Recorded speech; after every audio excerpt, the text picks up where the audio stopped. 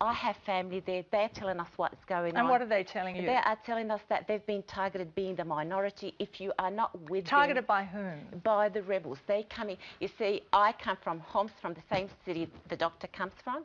We, the area that I know, Mother Agnes was here. She said that 80,000 Christians were forced out of Homs. So it is true, it's and not Mother... I am from Homs. I'm sorry, can I finish what I'm saying? Yeah, just let her finish what she's saying. I'll come to you in a minute. Let her finish what she's saying. Yes, and when she came, she was in Australia and she was interviewed. She said, and I know a lot of people, we have Christians here, they can tell you their stories as well. They have families that have been killed. We have people that have been beheaded, and this is their slogan: if you're not with us, you are to be beheaded. But why, if they want to fight a government, why don't they go and fight them in a place where there's no civilians? If they care about the people of Syria, they care about civilians, why use them as human shields? Why force the people outside their houses and use their house? Is that how you fight?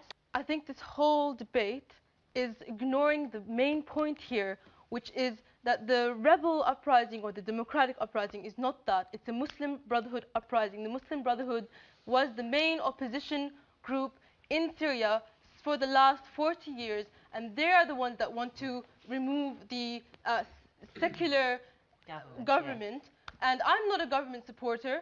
I am for the reform process, just like the majority of the Syrian people. But the fact is, before you interrupt me, sir, the fact is, it is the American and NATO governments and Israel that are funding these Al-Qaeda terrorists and Muslim Brotherhood extremists. And that is the point that everybody here is missing. That's true. And the fact is that, excuse me, sir, but you do have a stake in Syria, because we have Russia emerging as a superpower, and you have China emerging as a superpower, and America and NATO want to control the Mediterranean Sea. They want to cut off this new pipeline deal that is happening between Syria, Iraq, and Iran.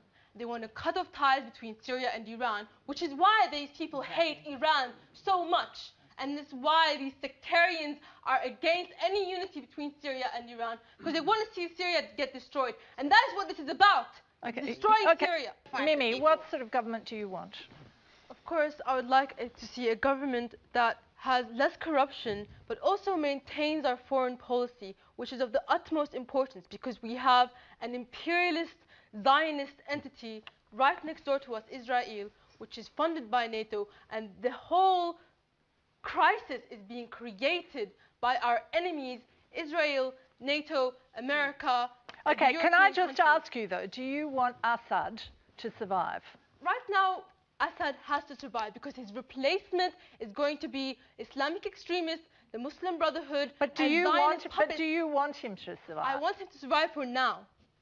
But do you want him to run Syria? I want him is he the person you want running your country? I want to run Syria eventually. Okay? So now I see that the fall of the Assad regime would be a disaster for my country.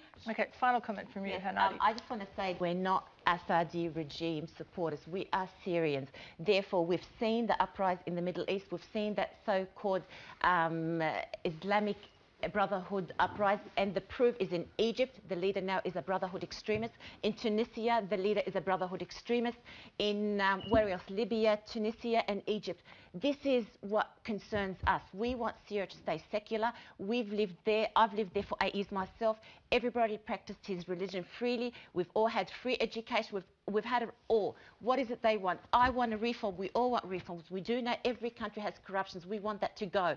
However, we don't want extremists to come and run our country. That's all we're saying.